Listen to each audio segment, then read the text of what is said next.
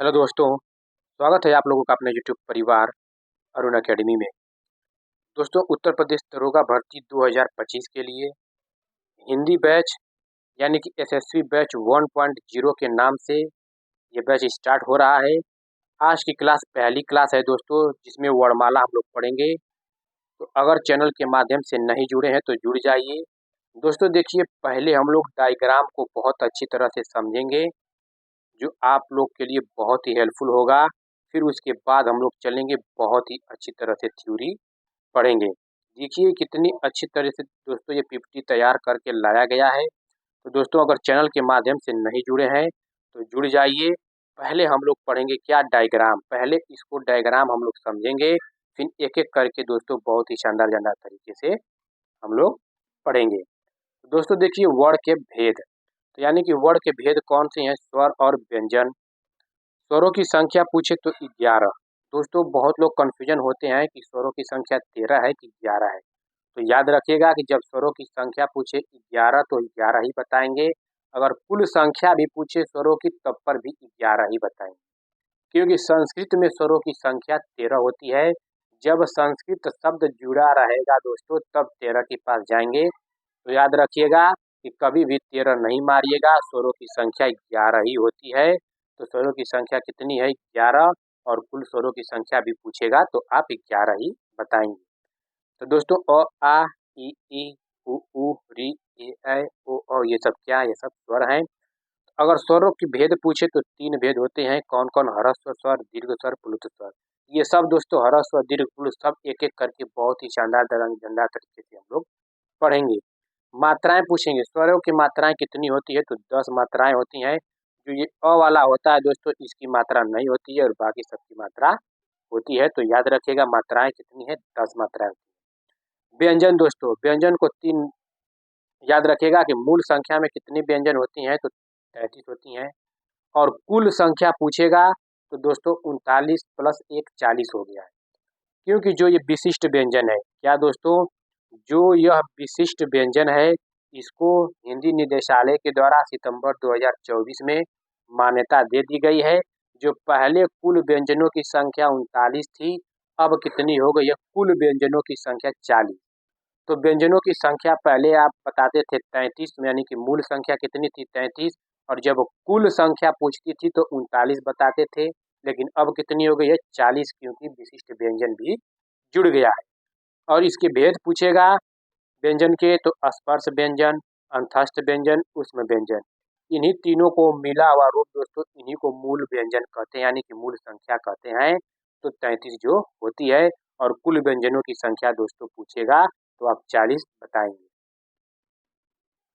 देखिए वर्णमाला, दोस्तों पहले आप वर्णमाला यानी कि वर्णों की संख्या कितनी बताते थे, 52 बताते थे। लेकिन अब एक जोड़कर कितनी हो गई है, तो 53 हो गई है। विशिष्ट व्यंजन के आने से दोस्तों वर्णमाला की संख्या 53 हो गई है। अगर ऑप्शन के अकॉर्डिंग दोस्तों चलिएगा, आप लोग देखिएगा कि अगर 52 है 53 नहीं है, तो आप 52 के पास जाइएगा। अगर 53 है तो 53 आप लोग मारिएगा, क्योंकि मान्यता विशिष्ट व्यंजन को दे दी गई है हिंदी निदेशालय के तरफ से दोस्तों। तो वर्णमाला दोस्तों एक स्वर होता है, एक व्यंजन, इन्हीं दोनों लोग मिले हुए रूप को क्या कहते हैं, वर्णमाला। तो स्वर, संस्कृत में स्वर को दोस्तों अच कहते हैं और व्यंजन को संस्कृत में हल कहते हैं। तो देख लेते हैं स्वर, देख लेते हैं। पहले डायग्राम समझेंगे, फिर एक एक करके बहुत ही अच्छे तरीके से हम लोग पढ़ेंगे। तो ह्रस्व स्वर को दोस्तों लघु स्वर के नाम से भी जाना जाता है, जिसकी संख्या कितनी है, 4। कौन कौन, अ ई उ री। क्या, अ ई उ री, जिसे मूल स्वर भी कहते हैं, जिसे ह्रस्व स्वर को। दीर्घ स्वर को गुरु स्वर कहते हैं और संधि स्वर भी कहते हैं, जिनकी संख्या दोस्तों 7 होती है। आ ई उ ए ऐ ओ औ। तो दोस्तों दीर्घ स्वरों की संख्या कितनी होती है, तो 7 होती है। इन्हीं दीर्घ स्वरों में से दोस्तों एक मूल दीर्घ स्वर आता है, एक संयुक्त स्वर आता है, जो आगे हम लोग पढ़ेंगे। तो मूल दीर्घ स्वर दोस्तों आ ई उ को मूल दीर्घ स्वर कहते हैं, और ए ऐ ओ औ को संयुक्त स्वर कहते हैं। तो याद रखिएगा, ये डायग्राम समझ जाइए, फिर उसके बाद हम लोग दोस्तों पढ़ेंगे। दोस्तों व्यंजन, जिसे हल कहते हैं। दोस्तों देखिए, स्पर्श व्यंजन को ही वर्गीय व्यंजन और उदित व्यंजन कहते हैं, जिनकी संख्या 25 है दोस्तों, आगे पढ़ेंगे। और अंतस्थ व्यंजन जिसकी संख्या 4 है, य र ल व। उष्म व्यंजन 4, श श स ह। और एक विशिष्ट व्यंजन जोड़ा गया है जो आगे हम लोग पढ़ेंगे। तो वर्णमाला कितनी है दोस्तों? 53 है, याद रखिएगा। दोस्तों व्याकरण, चलते हैं स्टार्ट करते हैं। यह बहुत ही शानदार तरीके से डायग्राम आप लोग को समझ में आ गया होगा। दोस्तों अगर चैनल के माध्यम से नहीं जुड़े हैं तो जुड़ जाइए और बेल आइकन को प्रेस कर दीजिए, जिससे आप लोग के पास सही समय पर नोटिफिकेशन मिलता रहे। यशस्वी बैच 1.0 के नाम से ये क्लास दोस्तों चलेगी। बहुत ही शानदार तरीके से ये हिंदी की बैच स्टार्ट हो रही है दोस्तों। व्याकरण, दोस्तों व्याकरण शब्द संस्कृत के क्री धातु से बना है। किस धातु से बना है दोस्तों? तो क्री धातु से बना है। हिंदी में इसे वी धन आ धन करण में तोड़ा जाता है, जिसका शाब्दिक अर्थ होता है भली भांति समझना। तो दोस्तों व्याकरण का शाब्दिक अर्थ क्या होता है? भली भांति समझना। परिभाषा देख लेते हैं। व्याकरण वह माध्यम है जो हमें किसी भाषा के शुद्ध उच्चारण, शुद्ध लेखन व शुद्ध प्रयोग का ज्ञान प्रदान करता है। कुछ इंपॉर्टेंट फैक्ट देख लेते हैं। यहाँ से क्वेश्चन बहुत बनता है और लड़के बहुत इसमें कन्फ्यूजन रहते हैं। तो देखिए अभिव्यक्ति की सबसे छोटी इकाई क्या है? तो अभिव्यक्ति की सबसे छोटी इकाई ध्वनि है। भाषा की सबसे छोटी इकाई वर्ड है दोस्तों, और भाषा की सबसे छोटी मौखिक इकाई ध्वनि है। मौखिक यानी मुख से जब बोलते हैं तो ध्वनि ही तो निकलती है। भाषा की सबसे छोटी लिखित इकाई पूछे तो वर्ड है, और भाषा की सबसे बड़ी इकाई वाक्य है। अर्थ के आधार पर भाषा की सबसे छोटी इकाई शब्द है। अगर दोस्तों अगर कोई अर्थ निकल रहा है किसी चीज का तो वो शब्द है सबसे छोटी इकाई। जैसे कि मान लीजिए र, र का क्या अर्थ निकल रहा है? कुछ नहीं, क्योंकि ये तो वर्ड है। क, क का क्या वर्ड निकल रहा है? कुछ नहीं। अब देखिए कमल, कमल क्या है? एक शब्द है, तो कमल का एक अर्थ निकल रहा है। तो अर्थ के आधार पर भाषा की सबसे छोटी इकाई क्या होती है? शब्द। अब राम है तो राम का मतलब क्या है दोस्तों? कुछ अर्थ आप समझ ही रहे हैं कि राम एक नाम है, तो ये एक शब्द है। तो वही कहा गया कि अर्थ के आधार पे भाषा की सबसे छोटी इकाई शब्द होता है। वर्णों के सार्थक योग से शब्द बनता है तथा शब्दों के सार्थक योग से वाक्य बनता है, यानी कि वाक्य का निर्माण होता है। आगे बढ़ते हैं दोस्तों, वर्णमाला चलते हैं देख लेते हैं। देखिए वर्णों के व्यवस्थित समूह को क्या कहते हैं? तो वर्णमाला कहते हैं। वर्णों के समुदाय को क्या कहते हैं? तो वर्णमाला कहा जाता है। हिंदी में 53 मानक ध्वनियां हैं, जो विशिष्ट ध्वनि दोस्तों जुड़ी हुई है। तो वही हिंदी में 53 मानक ध्वनियां हैं जिन्हें वर्ण कहा जाता है। अब 53 हो गए हैं दोस्तों, पहले 52 थी। इन्हीं 53 वर्णों के व्यवस्थित समूह को क्या कहा जाता है? वर्णमाला कहा जाता है। तो हिंदी में कुल वर्णों की संख्या कितनी है? तो 53 है, याद रखिएगा दोस्तों। देखिए भेद, वर्ण के दो भेद होते हैं। कौन कौन देखते हैं? या हिंदी में ध्वनियां भी पूछे दोस्तों तो ध्वनि भी दो प्रकार की होती है, एक स्वर और एक व्यंजन। तो स्वरों की संख्या कितनी है दोस्तों? 11 है। व्यंजनों की संख्या कितनी है? 33 है। जब कुल व्यंजनों की संख्या पूछेगी तो पहले आप लोग 39 मारते थे, लेकिन अब 40। तो सिर्फ और सिर्फ व्यंजन यानी कि मूल व्यंजन की बात यहाँ पे करती है, क्योंकि व्यंजन को ही 3 भागों में बांटा गया, स्पर्श व्यंजन, अंतस्थ व्यंजन, ऊष्म व्यंजन। जो अलग से दोस्तों संयुक्त व्यंजन और द्विगुण व्यंजन ये सब आते हैं, और विशिष्ट व्यंजन वो पूरी मूल व्यंजन में समाहित रहेंगे। तो याद रखिएगा स्वरों की संख्या कितनी है? 11 होती है, जिसमें ह्रस्व स्वर 4 होते हैं, दीर्घ स्वर में 7 होते हैं, प्लुत स्वर 1 होता है, जो लगभग संक्षिप्त में ये प्रयोग होता है। तो ये भी आगे हम लोग पढ़ेंगे। तो व्यंजन में दोस्तों कितनी होती है? 33, जो स्पर्श व्यंजन में 25 संख्या, अंतस्थ व्यंजन में 4, ऊष्म व्यंजन में 4 दोस्तों। आगे बढ़ते हैं, चलते हैं स्वर देखते हैं। तो स्वरों की संख्या कितनी है? 11 दोस्तों। स्वतंत्र रूप से बोले जाने वाले वर्णों को स्वर कहा जाता है, यानी किसे? स्वतंत्र रूप से, जिनका उच्चारण स्वतंत्रता से होता है और जो व्यंजन के उच्चारण में सहायक होते हैं उसे स्वर कहते हैं। व्यंजन के उच्चारण में स्वर ही सहायता का कार्य करता है दोस्तों। तो वही है कि जो व्यंजन के उच्चारण में सहायक होते हैं उसे स्वर कहते हैं। और बिना स्वतंत्र यानी कि स्वतंत्र रूप से बोले जाने वाले को ही वर्ण कहते हैं, यानी कि स्वर दोस्तों, स्वर वर्ण कहते हैं।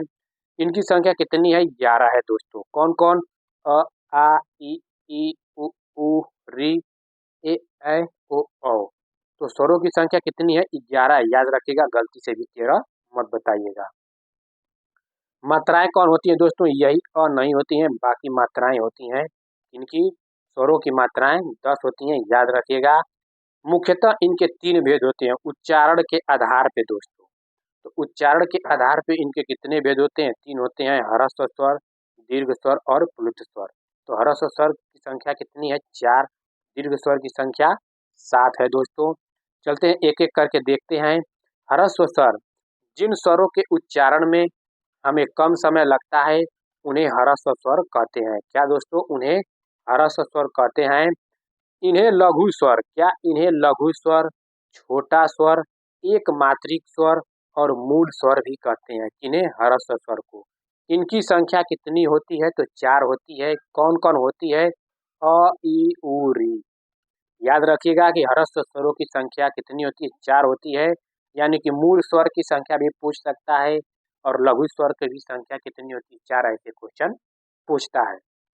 दीर्घ स्वर, जिन स्वरों के उच्चारण में ह्रस्व स्वर से ज्यादा समय लगता है उन्हें हम दीर्घ स्वर कहते हैं। इन्हें गुरु स्वर, इन्हें दीर्घ स्वर को दोस्तों गुरु स्वर, बड़ा स्वर, द्विमात्रिक स्वर तथा संधि स्वर भी कहते हैं। इनकी संख्या कितनी होती है? तो 7 होती है। आ, ई, उ, ए, ऐ, ओ, औ। तो दोस्तों दीर्घ स्वरों की संख्या कितनी होती है? 7। ह्रस्व स्वरों की संख्या कितनी होती है? 4। इन दोनों को मिलाकर कितने स्वर बनते हैं? 11। याद रखिएगा, स्वरों की संख्या 11। मूल दीर्घ स्वर देख लेते हैं दोस्तों। मूल दीर्घ स्वर भी पूछता है, जैसे कि आ, ई, उ। इन्हीं दोनों का सम्मिलित रूप दोस्तों मूल दीर्घ स्वर कहलाता है। जैसे अ धन अ, क्या?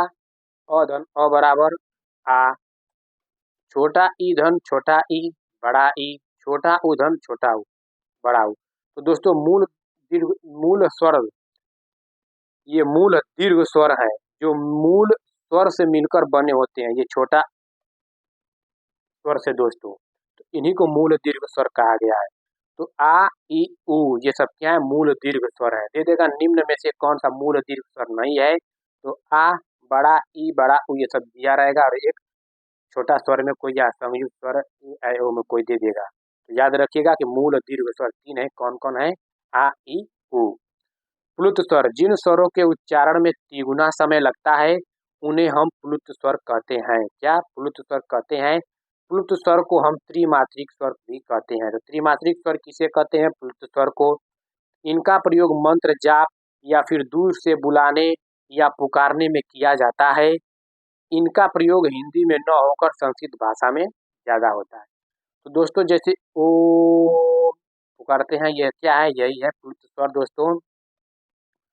संयुक्त स्वर देख लेते हैं। जिन स्वरों की रचना दो अलग अलग स्वरों के मिलने से होती है उन्हें संयुक्त स्वर कहते हैं। संयुक्त स्वरों की संख्या कितनी होती है? तो संयुक्त स्वरों की संख्या दोस्तों 4 होती है। कौन कौन दोस्तों? ए, ऐ, ओ, औ। अब दोस्तों देखिए अ धन ई, क्या अ धन ई के मिले हुए रूप को ए कहते हैं। अब यही अ धन ए या अ धन ई से ए बनता है, तो अ धन ए से ऐ बनता है और अ धन उ से ओ बनता है और अ धन ओ से अ बनता है। तो याद रखिएगा ये अ है दोस्तों, ये सब में है, बस ई, ए, उ, ओ जुट जाता है। तो ए किससे बना होता है दोस्तों? अ धन ई से। दोस्तों ऐ, ऐ किससे बना होता है? अ धन ए से। याद रखिएगा, ये सब पूछ लेता है दोस्तों, इनका सम्मिलित रूप पूछता है। ओ किसका बना होता है? किससे दोस्तों? अ धन ओ से। उ से दोस्तों अ धन उ से ओ और अ धन ओ से औ बनता है। तो संयुक्त स्वरों की संख्या डायरेक्ट पूछता है, तो 4 कौन कौन? ए, ऐ, ओ, औ। चलते हैं दोस्तों, आगे बढ़ते हैं। देखिए आगत स्वर, इस स्वर को विदेशी स्वर या मेहमान स्वर भी कहा जाता है। इन्हें आगत स्वर को, जैसे आ पे अर्ध चंद्र बिंदु है और इस पे चंद्र बिंदु है। तो वर्णमाला का एकमात्र वर्ड जो अंग्रेजी भाषा का है यही है दोस्तों। पूछता है अंग्रेजी का वर्णमाला का एकमात्र वर्ड जो अंग्रेजी भाषा का है वो कौन सा है? तो आ और इससे ये बना होता है सिंबल। याद रखिएगा, जाति के आधार पे स्वर का विभाजन। तो जाति के आधार पर स्वरों को दो भागों में बांटा जाता है, एक सजातीय स्वर, एक विजातीय स्वर। तो सजातीय स्वर दोस्तों उसे कहते हैं जो समान जाति के बने होते हैं, उन्हें सजातीय स्वर कहते हैं। और विजातीय जो असमान जाति से बने होते हैं, उन्हें विजातीय स्वर कहते हैं। जैसे दोस्तों अ आ, ये दोस्तों क्या है, अ आ समान सजातीय है।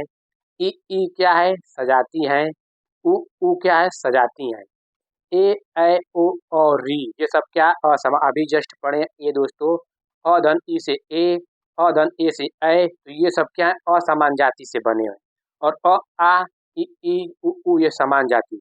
तो जाति के आधार पे स्वरों को दो भागों में बांटते हैं, कौन कौन, सजातीय स्वर और विजातीय स्वर। दोस्तों अगर चैनल के माध्यम से नहीं जुड़े हैं तो आप लोग से रिक्वेस्ट है, जुड़ जाइए। दोस्तों बहुत ही शानदार तरीके से कंटेंट तैयार करके लाया जाएगा और हर एक टॉपिक खत्म करने के बाद PYQ के माध्यम से दोस्तों प्रैक्टिस सेट कराया जाएगा। जैसे वर्णमाला का चैप्टर खत्म हो गया तो वर्णमाला पे आप लोग का प्रैक्टिस कराया जाएगा। देन उसके बाद कोई टॉपिक आ रहा है वो खत्म हो जाएगा तो उस टॉपिक का दोस्तों क्या किया जाएगा, PYQ के माध्यम से प्रैक्टिस सेट कराया जाएगा। तो जैसे वर्णमाला का टॉपिक खत्म होगा दोस्तों, PYQ के माध्यम से हम प्रैक्टिस सेट कराएंगे। अगर चैनल के माध्यम से नहीं जुड़े तो जुड़ जाइए और कमेंट करके बताइए दोस्तों ये क्लास कैसी है, जो रेगुलर आप लोग के लिए क्लास आती रहे दोस्तों। और PYQ के माध्यम से प्रैक्टिस सेट भी चलता रहेगा। तो उत्पत्ति के आधार पे दोस्तों, उत्पत्ति के आधार पे स्वरों को दो भागों में बांटा गया है, एक मूल स्वर, एक संधि स्वर। तो उत्पत्ति के आधार पे दोस्तों, तो इनकी उत्पत्ति अन्य स्वरों से नहीं होती है, इसलिए इनको मूल स्वर कहते हैं, जैसे अ ई उ री। संधि स्वर, इनकी उत्पत्ति मूल स्वरों के संयोग से होती है और इनका प्रयोग हमें संधियों में देखने को मिलता है, इसलिए इन्हें संधि स्वर भी कहते हैं। जैसे इनकी संख्या 7 है, आ ई उ ए ऐ ओ औ। ये क्या है दोस्तों, संधि स्वर, दीर्घ स्वर। यानी कि उत्पत्ति के आधार पे दोस्तों स्वरों को दो भागों में बांटा गया है, एक मूल स्वर और एक संधि स्वर। तो मूल स्वरों की संख्या पूछ देती है और संधि स्वरों की संख्या, दीर्घ स्वरों की संख्या डायरेक्ट याद रखिएगा। जीव के आधार पे वर्गीकरण, तो जीव के आधार पे 3 भागों में बांटा गया है, एक अग्र स्वर, एक मध्य स्वर, एक पश्च स्वर। तो दोस्तों अग्र स्वर दोस्तों जो आगे से ध्वनि निकलती है, जैसे ई, ए, ऐ ओ ऐ री। तो अग्र स्वरों की संख्या दोस्तों 1 2 3 4 5, यानी कि अग्र स्वर जैसे कि ई हो गया, बड़ी ई हो गया, ए हो गया, ऐ हो गया और री हो गया। तो दोस्तों ये सब जो है दोस्तों याद रखिएगा इनकी संख्या और ये कौन कौन आते हैं। तो अग्र स्वर में देखिए छोटा ई, बड़ा ई आता है, ए ऐ आता है और री आता है। मध्य स्वर में आप बीच में अ को बैठा दीजिए, अ, मध्य अ, तो मध्य स्वर अ है। पश्च स्वर दोस्तों आ उ ओ और ये आगा स्वर वाला जो होता है वो। तो याद रखिएगा, डायरेक्ट पूछता है कि निम्नलिखित में से कौन सा अग्र स्वर नहीं है, तो 3 ठो दे देगा, एक नहीं देगा। तो याद रखेगा जीव के आधार पे कितने प्रकार पे स्वरों को बांटा गया है, तो तीन भागों में बांटा गया है, एक अग्र स्वर, एक मध्य स्वर, एक पश्च स्वर। अग्र स्वर में ई ए ऐ री आता है, मध्य स्वर में अ आता है और पश्च स्वर में आ उ ओ और आगत स्वर आता है, याद रखिएगा। ओष्ठ्य के आधार पे वर्गीकरण दोस्तों, तो ओष्ठ्य के आधार पर स्वरों को दो भागों में बांटा गया है, एक वृत्तमुखी और एक अवृत्तमुखी।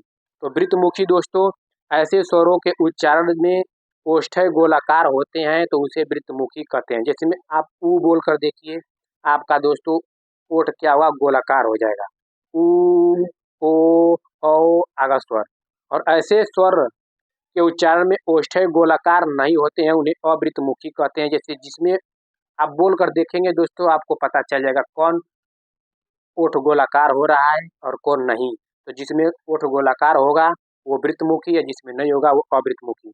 तो उ ओ और आगा स्वर में दोस्तों आप लोग का वृत्तमुखी गोलाकार हो जाएगा और जिसमें नहीं होगा वो अवृत्तमुखी हो जाएगा दोस्तों। तो याद रखिएगा, ये सब बहुत इंपॉर्टेंट पॉइंट है। मुख के आधार पे वर्गीकरण दोस्तों, तो मुख के आधार पे स्वरों को 4 भागों में बांटा गया है, देख लेते हैं। विवृत स्वर, पहला दोस्तों विवृत, दूसरा अर्ध विवृत स्वर, तीसरा संवृत और चौथा अर्ध संवृत स्वर। तो विवृत स्वर दोस्तों इसके उच्चारण में मुख द्वार पूरा खुलता है, पूरा खुलता है। जैसे आ, ये पूरा मुख खुल गया तो ये क्या है, विपरीत स्वर। अर्ध विपरीत स्वर में दोस्तों इसके उच्चारण मुख द्वार आधा खुलता है। जहाँ आधा पूरा खुलेगा आ, अर्ध विपरीत में दोस्तों आधा खुलता है, जैसे अ, ऐ, औ, और दोस्तों आगा स्वर तो आधा खुलता है। जैसे ही दोस्तों आ पूरा खुल गया, अब इससे कम खुलता है तो इसका कम आ का कम रूप अ, फिर ऐ, औ और आगा स्वर। समृद्ध में दोस्तों इसके उच्चारण मुख द्वार लगभग बंद रहता है, तो ई उ री लगभग बंद रहता है, याद रखिएगा। और समृद्ध में इसके उच्चारण मुख द्वार आधा बंद रहता है, तो ए ओ। तो याद रखिएगा, ये सब दोस्तों याद कर लीजिएगा, एक एक पॉइंट मत मिस करिएगा, बहुत ही इंपॉर्टेंट है। तो याद रखिएगा, विपरीत में दोस्तों पूरा मुख खुलता है आ, अर्ध विपरीत स्वर में दोस्तों मुख द्वार आधा खुलता है अ, ऐ, औ और आगत स्वर। समृद्ध में दोस्तों लगभग मुख द्वार बंद होता है, जैसे ई उ री। और इसमें दो मुख द्वार आधा बंद रहता है, किसमें, अर्ध समृद्ध में, तो ए ओ। आगे बढ़ते हैं दोस्तों, अयोगवाह। देखिए दोस्तों, अयोगवाह देख लेते हैं। अयोगवाह का अर्थ है योग न होने पर भी जो साथ रहे। क्या दोस्तों, अयोगवाह का अर्थ है योग न होने पर भी जो साथ रहे। जैसे अंग और अ न तो स्वर होते हैं और न ही व्यंजन होते हैं, इसलिए इनको नपुंसक वर्ड भी कहा जाता है। तो अयोगवाह दोस्तों, बहुत लोग क्या करते हैं दोस्तों, अयोगवाह को क्या करते हैं, इसमें भेज देते हैं, स्वर में भेज देते हैं, तो लोग बता देते हैं 13 13 स्वरों की संख्या होती है।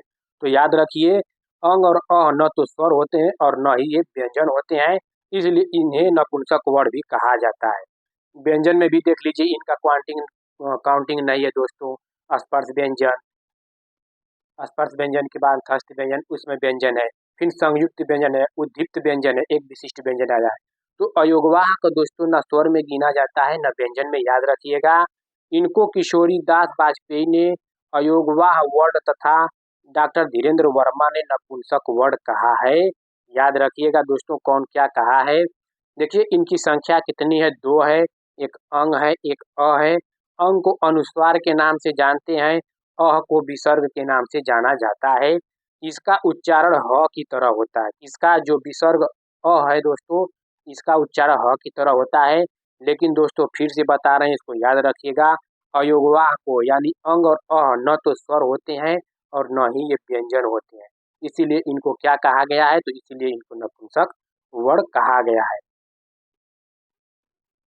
चलते आगे बढ़ते हैं दोस्तों। देखिए अक्षर, अक्षर दो प्रकार के होते हैं दोस्तों, एक बद्धाक्षर, एक मुक्ताक्षर होता है। तो याद रखिएगा, जिसकी अंतिम ध्वनि व्यंजन हो उसे बद्धा अक्षर कहते हैं। लास्ट में हलंत लगा होता है दोस्तों, वही व्यंजन कहलाता है। जैसे कि मान लीजिए अर्थात में त में दोस्तों हलंत लगा है, श्रीमान के न में हलंत लगा है, भगवत के द में हलंत लगा है। अगर यही दोस्तों अर्थात हम मान लीजिए ऐसे लिख दे रहे हैं, अर्थात ऐसे लिख दिए, अगर हलंत नहीं लगा है, जिसमें हलंत नहीं लगा है लास्ट में जैसे क है, तो इसमें हलंत नहीं लगा है दोस्तों, तो इसको हम लोग तोड़ेंगे तो आधा क धन अ में टूटेगा, यानी कि लास्ट में दोस्तों ये क्या आया, लास्ट में ये स्वर आया।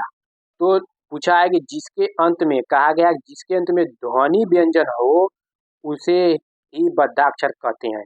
तो यानी कि ध्वनि व्यंजन, यानी कि श्रीमान यहाँ पे दोस्तों आधा त है, यानी कि पूरा त रहता तो स्वर जुड़ जाता है, यानी कि आधा त धन अ, तो इसमें अ है नहीं। श्रीमान में ये भी व्यंजन है, द में आधा द है, ये भी व्यंजन है। मुक्ता अक्षर दोस्तों, जिसका अंतिम ध्वनि स्वर हो, यहाँ पे दोस्तों जिसका अंतिम ध्वनि स्वर हो उसे मुक्ता अक्षर कहते हैं। जैसे रखना, रखना में दोस्तों देखिए रखना ना आया यहाँ पे, तो यहाँ पे दोस्तों न धन आ आया ना दोस्तों, तो ये क्या हो गया, लास्ट में यहाँ पे स्वर आ रहा है तो रखना आ गया। जैसे कि मान लीजिए कमल, अब कमल बद्धा अक्षर है कि मुक्ता अक्षर है, तो देखिए यहाँ पे हलंत लग जाएगा तो बद्धा अक्षर हो जाएगा, अगर हलंत नहीं लगेगा तो मुक्ता अक्षर हो जाएगा। क्योंकि दोस्तों यहाँ पे ल आधा ल धन तोड़ेंगे तो अ हो जाएगा, तो लास्ट में स्वर आ रहा है। तो वही कहा गया है दोस्तों कि अगर कमल में हलंत लग जाएगा तो बद्धाक्षर कहलाएगा, अगर यही हलंत हट जाएगा तो मुक्ताक्षर कहलाएगा। आई होप दोस्तों आप लोग को वीडियो अच्छा लगा हो। अगर अच्छा लगा तो चैनल को लाइक, सब्सक्राइब, शेयर, कमेंट कर दीजिए, जिससे हमें भी मोटिवेट मिलता रहे। नेक्स्ट वीडियो में दोस्तों व्यंजन का टॉपिक लेकर आएंगे। अगर ये वीडियो अच्छा लगा हो तो जुड़ जाइए। नेक्स्ट अगला पाठ व्यंजन, बहुत ही शानदार जानदार तरीके से व्यंजन को भी हम लोग पढ़ेंगे दोस्तों। तो चलते हैं दोस्तों, आप लोग का बहुत बहुत धन्यवाद दोस्तों। ठीक है दोस्तों, आप लोगों का बहुत बहुत धन्यवाद।